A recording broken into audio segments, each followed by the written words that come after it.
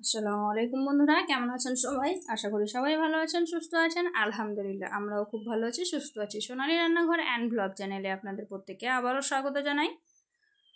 আজকে আমি আবারও একটি নতুন রেসিপি নিয়ে চলে এসেছি আপনাদের সামনে। তো আজকের রেসিপিটি হচ্ছে একদম মজাদার একটা রেসিপি।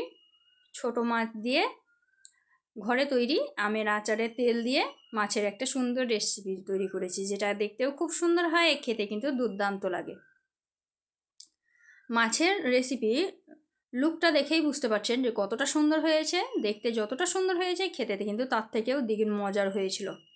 তো আজকের রেসিপিটা আমি কিভাবে তৈরি করেছি সেটাই শেয়ার করতে চলে এলাম তোমাদের সঙ্গে। তো চলো দেখে নেওয়া যাক কিভাবে তৈরি করেছি।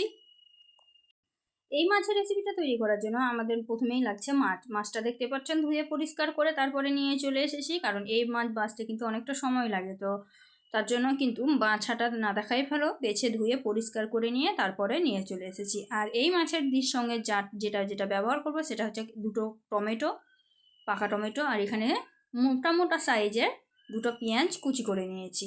আর এদিকে কিন্তু আমি কালকে এই আচারটা বানিয়েছি, আমের আচার। তো এই আমের আচারটা যে কড়াইয়ে তৈরি করেছিলাম সেই কড়াইয়েই কিন্তু আজকের মানে মাছটা রান্না করব। আর ওই তেল দিয়েই রান্না করব, যে তেল দিয়ে আমের আচারটা তৈরি করেছিলাম সেই তেল দিয়ে। তো এই তো আমি সব কিছু হাতের কাছে নিয়ে নিলাম। এখন পেঁয়াজ কুচিটা নিয়ে নিলাম, আর এই তো দেখতে পাচ্ছেন আচারের তেলটা এখানে দেওয়া আছে। এই তেল দিয়েই কিন্তু আমি রান্না করব, খুব বেশি দেবো না, যেহেতু আমি টমেটো দেবো তার জন্য কিন্তু অল্প করে দিয়ে দিলাম। তারপরে ভালোভাবে নাড়াচাড়া করে কিন্তু পেঁয়াজটাকে আমি ভাজা ভাজা করে নেব। তো দেখতেই পাচ্ছেন আমি পেঁয়াজটা কিন্তু ভালোভাবে নাড়াচাড়া করে দিয়েছি, আর এখানে কিন্তু অ্যাড করে দিলাম সরষের তেল।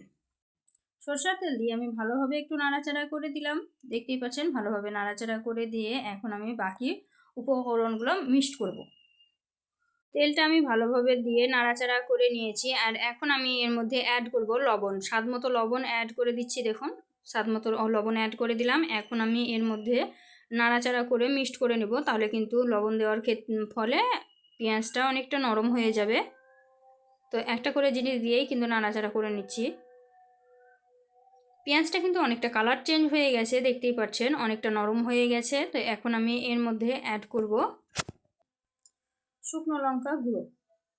দিয়ে দিলাম শুকনো লঙ্কা গুঁড়ো। এখন আমি এর মধ্যে দিয়ে দিলাম হলুদ গুঁড়ো, দিয়ে দিলাম জিরা ধনিয়ার পাউডার। তারপরে ভালোভাবে নাড়াচাড়া করে নেওয়ার পরে কিন্তু আমি দিয়ে দিলাম টমেটো কুচি। টমেটো কুচি দিয়ে কিন্তু আবারও ভালোভাবে মিক্সড করে নিলাম। দিয়ে কিন্তু এটা আর বেশি নরম করানোর দরকার নেই। আমি এর মধ্যে দিয়ে দিলাম মাছটাকে দিয়ে ভালোভাবে নাড়াচাড়া করে মিক্স করে দিয়েই কিন্তু আমি এর মধ্যে জলটা দিয়ে দিব। এই মাছ রান্না করতে খুব বেশি ঝঞ্ঝাট হয় না, ঝামেলা হয় না, কিন্তু খেতে কিন্তু দুর্দান্ত লাগে। তো দেখতেই পাচ্ছেন আমি ভালোভাবে মিক্সড করে দিয়েছি, আর এখন আমি কিন্তু এটাকে জল দিয়ে দিব। জলটা খুব বেশি দেবো না, অল্প পরিমাণেই দিব। একটু অল্প পরিমাণে জল দিয়েই চচ্চড়িটা তৈরি করে নেব, কারণ খুব বেশি জল দিলে কিন্তু অনেক সময় লাগে চচ্চড়িটা হতে, আর মাছটা সিদ্ধ হতে বেশি টাইম লাগে না। তো তার জন্য কিন্তু ঢাকা দিয়ে দিলাম। ঢাকা দিয়ে কিছুক্ষণ পর উঠিয়ে দেখছি, দেখুন কত সুন্দরভাবে সব কিছু ভালোভাবে সিদ্ধ হয়ে গেছে, একদম পারফেক্টভাবে। আর এখন আমি দিয়ে দিব ধনিয়া পাতা কুচি। ধনিয়া পাতাটা আমি আগে থেকে ধুয়ে পরিষ্কার করে কুচিয়ে রেখেছিলাম। তো দিয়ে দিলাম, দিয়ে আবারও আমি এখানে ঢাকা দিয়ে দেবো। আর এখন কিন্তু ঢাকাটা দেবো তো একদম লো আঁচে দেবো, তাহলে কিন্তু জলটা ভালোভাবে শুকিয়ে যাবে আর সুন্দর একটা ফ্লেভার আসবে। তো দেখতেই পাচ্ছেন ধনিয়া পাতাটা আমি চারিদিকে ছড়িয়ে দিলাম। আর এখন আমি এটাকে আবারও ঢাকা দিয়ে 2 থেকে 3 মিনিট রেখে দেবো।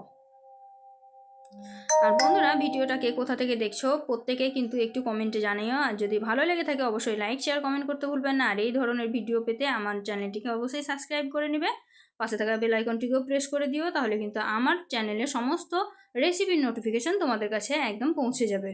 তো দেখতেই পাচ্ছ আমি কিন্তু এটাকে ঢাকা দিয়ে রেখেছিলাম, ঢাকা দিয়ে 2 থেকে 3 মিনিট রেখে দিয়েছিলাম। তারপরে আমি ফাইনাল লুকটা দেখিয়ে দিচ্ছি। দেখো একদম চচ্চড়ি হয়ে গেছে, ওপরে তেল ভেসে গেছে, এর মানে একদম পারফেক্টভাবে হয়ে গেছে। একদম ফাইনাল লুক দেখো কত সুন্দর হয়েছে, একদম নরম নরম হয়েছে, আর খুব সুন্দর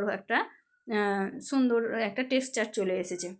তো রেসিপিটা কার কার ভালো লাগলো অবশ্যই কমেন্টে জানাবে। আর এই ধরনের রেসিপি কারা কারা পছন্দ করো একটু কমেন্টে জানাবে, আমাকে তো খুবই ভালো লাগে। তো আজকের রেসিপিটা কিন্তু আমি খুব বেশি বড় করব না, যেহেতু ছোটো মাছের রেসিপি খুব বেশি সময় লাগে না হতে। তো ভিডিওটি কেমন লাগলো অবশ্যই কমেন্টে জানাবে। আর যদি ভালো লেগে থাকে অবশ্যই লাইক শেয়ার কমেন্ট করে দিও। আর আমার কাছ থেকে কে কী ধরনের ভিডিও দেখতে চাও সেটাও কিন্তু কমেন্টে জানাতে ভুলবেন না। তো আজকের ভিডিওটা কিন্তু এই পর্যন্ত। আমি কিন্তু রেসিপিটাকে পরিবেশন করে দেখাইনি, একদম ডাইরেক্ট কড়াইয়ের মধ্যে থেকেই তোমাদেরকে দেখানোর চেষ্টা করেছি। কারণ প্রত্যেক দিন যতই আমরা সুন্দর সুন্দর করে ডেকোরেশন করে দেখাই, ভিউ কিন্তু আসে না। তো তার জন্য কিন্তু এনার্জিটা লস হয়ে যাচ্ছে। তো অবশ্যই তোমরা ফুল ভাবে সাপোর্ট করো, আমাদেরও এনার্জিটা কিন্তু ফুল থাকবে। তো আজকের এই পর্যন্তই, এর থেকে বেশি আর কিছু বলবো না। সবাই ভালো থাকবে, সুস্থ থাকবে, আর আমার জন্য একটু দোয়া করবে।